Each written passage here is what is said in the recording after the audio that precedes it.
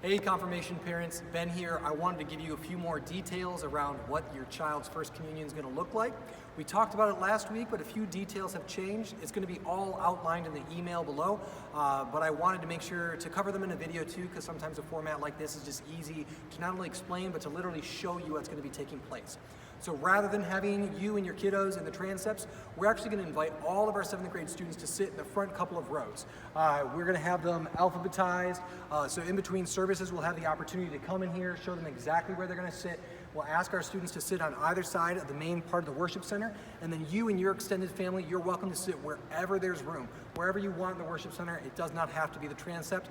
It probably makes the most sense though to sit on the same side of the worship center as where your child is going to be.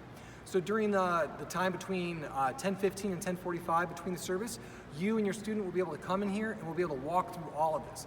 The next thing that's going to happen is during the service, as your child's sitting there, Pastor Tim Niekirk is going to start explaining what's happening with communion, and he's going to invite all of the confirmation students that went through the first communion training to come forward. As they come forward to the rail, there will actually be their name on top of the rail so they know exactly where they're supposed to stop, and you'll be able to see where they're at along the rail on either side of the front of the worship center. From there, he'll make the invitation for moms and dads. You have a special role. You get to come forward, and on either side, behind the rail, you'll be able to go past one of our pastors or elders who has the elements for you. So you'll simply be able to grab a wafer and a cup for your student, and you get to go behind the rail to meet your student where they're at in front of their nameplate. Then your extended family and friends are able, and possibly godparents are able to come behind the student to be able to lay hands on them, to pray over them as you commune them. And as you commune them, not only will you be able to have the wafer and the cup, but we'll also have a simple index card with a script written for you so you know exactly what to say when you hand the wafer, and you know exactly what to say when you hand them the cup.